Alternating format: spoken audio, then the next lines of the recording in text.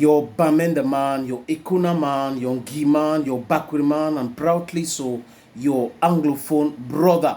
You're welcome on this platform, dear friends. Thank you for your messages, thank you for your support, especially the moral support. Ça me va droit au cœur, les amis. Vous le savez très bien, je vous ai annoncé l'élimination de mon papa le 31 de ce mois, dans la semaine prochaine, samedi pour être précis.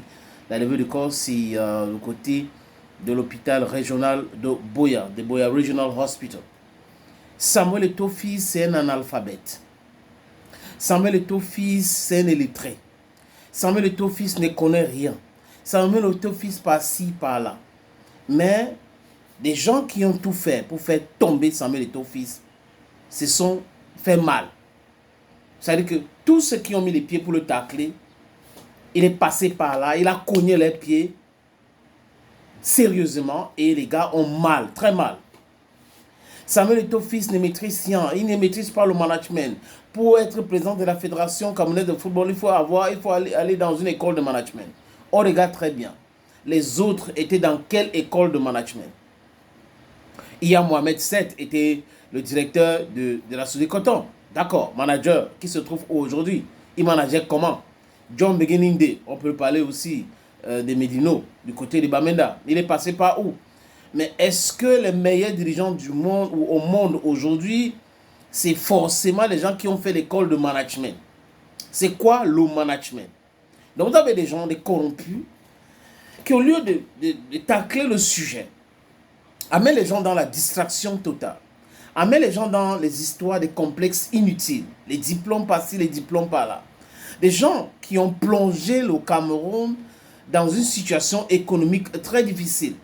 Ce sont ces mêmes gens-là, ou les amis, les proches, qui passent leur temps à distiller de la mauvaise information, la mauvaise façon de faire des choses. Les choses sont les choses, disons ça comme ça les amis, parce qu'on les voit de façon claire. Le pragmatisme, c'est ça la clairvoyance. On gère parce que c'est du concret. Pas des gens qui gèrent avec les chiffres, avec les théorèmes et autres. Non, 1 plus 1 égale, 2 plus 2 égale, il faut mettre telle chose ici. On travaille par rapport à quoi? Est-ce qu'il faut? C'est comme ça qu'on gère ces choses-là. Et non autrement. Mais vous voyez des gens qui passent leur temps à raconter du n'importe quoi à longueur de journée. Et ce sont les mêmes gens qu'on invite dans les chaînes de télévision pour raconter leurs frustrations. Certains aimeraient travailler aux côtés de Samuel Eto'o-Fils. Vous avez vu des gens qui ont bâché Eto'o-Fils pendant très longtemps et à la fin, on a vu que c'est le job qu'ils étaient en train de chercher. D'autres, parce qu'on ne les a pas donné l'opportunité de travailler à la fédération, ça devient un problème. Je prends le cas de certains journalistes, surtout en retraite de la CATV, comme Pierre Lebon Elanga, Linus Pascal Fouda. À chaque fois que vous les écoutez, c'est comme si, en termes de management, ils étaient exemplaires. En termes de journalisme, ils étaient les meilleurs. C'est-à-dire que quand vous les écoutez parler, vous avez l'impression que mais ces gens, ils prennent les informations où? Depuis l'époque. C'est-à-dire que les gens qui ont travaillé pour la CATV, qu'on a transformé à une chaîne du RDPC ou à une chaîne qui appartient au gouvernement et non au peuple camerounais, qui n'ont jamais critiqué le fonctionnement de l'État du Cameroun, alors qu'on connaît l'État de cet État gouverné par des gens qui sont là depuis très longtemps et leur intérêt, c'est uniquement le pouvoir pour le pouvoir. On n'a jamais vu ces gens-là critiquer le pouvoir en place. Et à l'époque, quand ils jouissaient à la CATV, ne critiquait pas la fédération, qui a connu des problèmes quand Linus Pascal Fouda était à la CATV. La fédération camerounaise de football était dans les difficultés quand Pierre Lebon Elanga travaillait encore à la CATV. Mais on n'a pas souvenir ou souvenance de ce que ces gens-là, sur les antennes de la CATV, parlaient de la fédération. Mais aujourd'hui, avec Samuel Eto'o-Fils, comme ils sont en retraite, il fallait qu'on cherche Linus Pascal Fouda pour être team presse ou communicateur ou porte-parole de la fédération. On cherche Pierre Lebon Elanga dans une émission, il avait dit oui, je causais avec Samuel Eto'o-Fils. Donc on voit des gens qui sont là uniquement pour leur intérêt.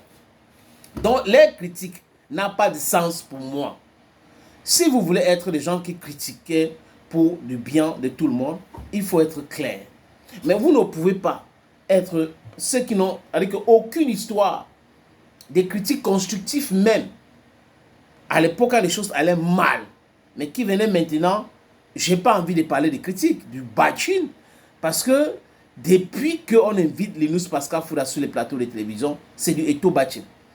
Pierre Lebon Elanga, c'est du Eto bashing. Bon, c'est leur nouveau job, les amis.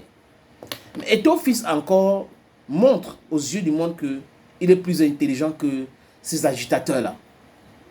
Regardez l'association des arbitres au Cameroun. Est-ce que moi, je savais que ça fait 10 ans que ces gars-là n'ont pas organisé les élections, alors que les organes affiliés à la fédération devraient organiser les élections après 4 ans. Donc ça fait 2 mandats que les gars-là ont passé comme ça, sans élection. Et voilà des gens qui viennent donner des leçons à Samuel Eto'o Fils. Comment un analphabète, comment un lettré maîtrise les textes, demande le respect des textes, et ceux qui prétendent être les lettrés, qui comprennent les choses, n'arrivent pas à respecter les textes. Voilà la question que je pose. C'est une question simple. Les amis, je vous suggère d'écouter Samuel Eto'o Fils attentivement. Tout ceci, loin d'une certaine agitation portée par un groupe, puisque de personnes qui se sont données pour mission de perturber les activités de la fédération. À cela, je rappelle que l'article 14, alinéa B de nos statuts oblige les membres de l'association des arbitres à organiser une élection après 4 ans. Pourtant, voilà près de 10 ans que certains organes dirigeants de cette association n'ont pas été renouvelés. Et je vous attends.